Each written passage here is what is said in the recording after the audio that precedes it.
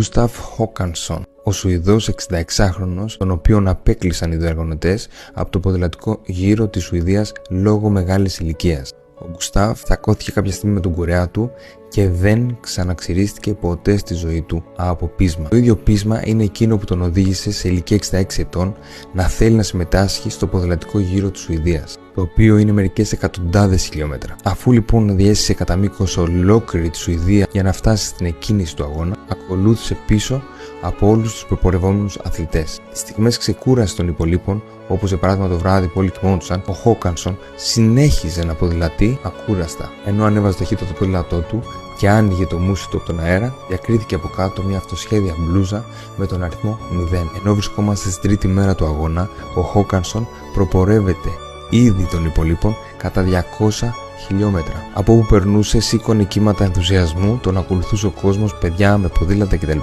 Ενώ ταυτόχρονα του προσδώσανε το ψευδόνυμο ο Ατσαλένιος Παππούς. Όπως ανέφερε αργότερα για τον Σιλβάν, πώς να το παρατήσεις όταν δέχεσαι τόσο πολύ ευγένεια και αγάπη. Κατάφερε και τερμάτισε σε περίπου 6,5 μέρες, 24 ώρες πριν από τον δεύτερο. Όταν οι υπόλοιποι φτάναν στον τερματισμό, ο Ατσαλένιος Παππούς δεν ήταν εκεί. Έπινε ήδη τσάι με το βασιλιά της Σουηδίας. Ο Γκούσταφ έζησε για περίπου 40 χρόνια ακόμα, ποδηλατώντας πολλά χιλιάδες μίλια ακόμα.